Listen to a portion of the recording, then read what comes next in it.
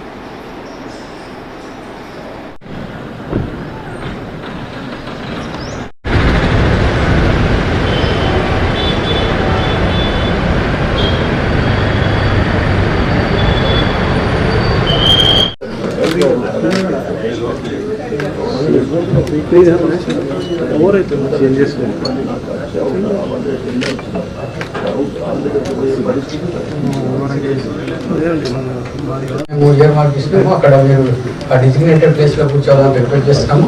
మీకు అందరికి మీటింగ్ అయిపోయిన తర్వాత మేము టోటల్ గా మీటింగ్ సంబంధించిన మినిట్స్ అన్ని లేదు మీకు అందరికి ఇస్తాము. ఐడి కార్డ్స్ అన్ని చేయించినాను, ప్రింటెడ్ ఫార్మాట్ లో చేయించేసినాను విషయం కాబట్టి మీకు అందరికి కూడా ప్రత్యేకంగా ధన్యవాదాలు తెలియజేసుకుంటూ ఈ సమావేశం ప్రత్యేకంగా బడ్జెట్ కు సంబంధించిన సమావేశం అని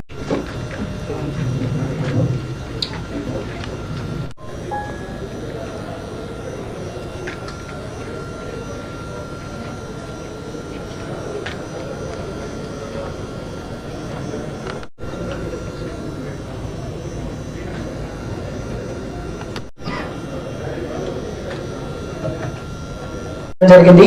అలాగే 31/3/27 అంటే మార్చ్ 31 నాటికి అంచనా ఆదాయ మిగులు 8,997.77 గా ఎస్టిమేట్ చేయడం జరిగింది. అలాగే 26-27 సంవత్సరపు సాధారణ నిధుల అంచనా ఆదాయం నుండి సాధారణ నిధుల అంచనా వ్యయం పోగా మిగిలిన నిధులను ఈ కింది చూపిన విధంగా అభివృద్ధి కార్యక్రమాలకు ప్రతిపాదించడం జరిగింది. ముందుగా అంచనా ఆదాయాల పట్టికను గమనించగలరు. పన్నుల ద్వారా ఆదాయం 5,525 lakhs, అలాగే అసెంట్ రెవెన్యూ ఆదాయం 700 lakhs, పన్నేతర ఆదాయం 8,538.60 lakhs, మొత్తం ఆదాయం 14,763.60 గా ఉంది. అలాగే అంచనా వ్యయం ఒకసారి గమనించగలరు. మేనేజ్మెంట్ కి 90 lakhs, స్ట్రీట్ వెండర్ జోన్ కి 30 lakhs, ఓపెన్ జిమ్ కి 40 lakhs, వార్డుల వారిగా అభివృద్ధి కేటాయింపులు 3,062.54 lakhs గా ఎస్టిమేట్ చేయడం జరిగింది. కావున పైన చూపిన విధంగా 2026-27 సంవత్సరపు ముసాయిదా అంచనా ఆదాయం అయితే తప్పకుండా అందుబాటులో ఉంటారు. ఇందులో నేను కమిషనర్ గారితో నా సలహా ఏంటంటే ప్రతి ఒక్క శానిటరీ ఇన్స్పెక్టర్ వారి నంబర్, అది డివిజన్ లో 2 ఉన్నారా 3 ఉన్నారా అనేది అది తప్పకుండా ఆ నంబర్స్ కార్పొరేటర్స్ దగ్గర ఉండాలి. ఒక వాట్సాప్ గ్రూప్ ఏర్పాటు చేయాలి. అందులో ఎస్ఐని మిమ్మల్ని అడ్మిన్ గా పెట్టుకోవాలి. జస్ట్ అండ్ అందులో ఎంతమంది కార్మికులు పని చేస్తా ఉన్నారు ఆ వివరాలు ఉండాలి. అడ్మిన్ రైట్స్ మీ దగ్గర ఉండాలి. సో దట్ ఏదైనా లేనిపోని మెసేజెస్ ఆ గ్రూప్ లో రాకుండా ఉండాలి. బట్ వారికి ఒక సూచన ఇవ్వడానికి ఒక మాధ్యమం లాగా అందుబాటులో ఉంటుంది. సో ప్రతి ఒక్క ఎస్ఐ ఆధ్వర్యంలో ఒక వాట్సాప్ గ్రూప్, అందులో మీరు ఉండాలి, మీ డీసీస్ ఉండాలి, మీరు అడ్మిన్ గా దీంట్లో ఉండాలి. రెండోది, మనం ఇది బడ్జెట్ విషయంకి పరిమితి అయి మాట్లాడదాం. కమిషనర్ గారు నెక్స్ట్ టైం అంటే ఏ మీటింగ్ అయినా దయచేసి మేయర్ మేడం ముందు ఒకసారి ఆ రిపోర్ట్ నాకు ఒకసారి చూపెట్టండి, మేడం సంతకం అయ్యే ముందు. ఎందుకంటే దీంట్లో కొన్ని క్లరికల్ ఎర్రర్స్ చూస్తా ఉన్నాము. ఫర్ ఎగ్జాంపుల్ మనం హరితహారం అనేది ఆ పదం వాడము, వన మహోత్సవం అనేది, దాంట్లో కొన్ని ఇంకా అంశాలు యాడ్ చేస్తూ రాష్ట్ర ప్రభుత్వం ప్రత్యేక చొరవతో దీన్ని ప్రవేశించే ఎర్రర్ ఉన్నాయి. యాక్చువల్ గా 241 కోట్ల రావాలి. బట్ పర్వాలేదు, మీరు నెక్స్ట్ టైం మేడం పెట్టే ముందు ఒకసారి నాకు చూపెట్టాల్సిందిగా నేను కోరుతున్నాను. అదే విధంగా ఇప్పుడు మన టౌన్ ప్లానింగ్ విషయంలో కొంతమంది ఫ్లోర్ లీడర్స్ చెప్తా ఉన్నారు మనకి ఆల్మోస్ట్ 27 కోట్ల అండి.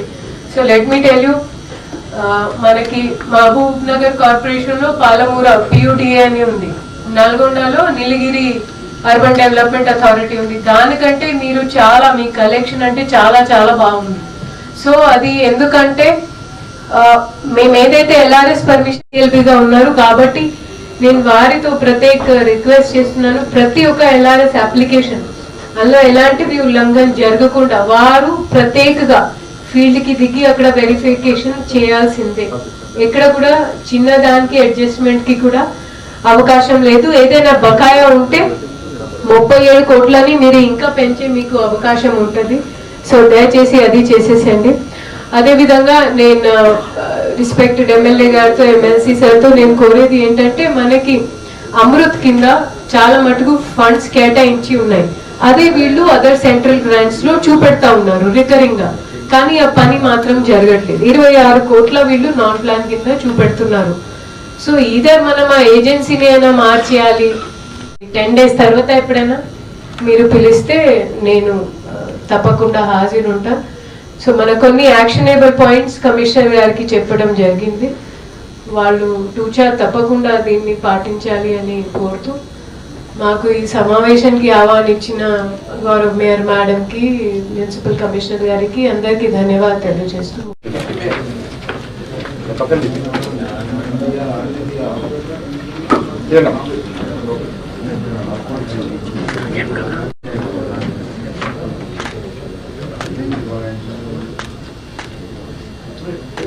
మేడం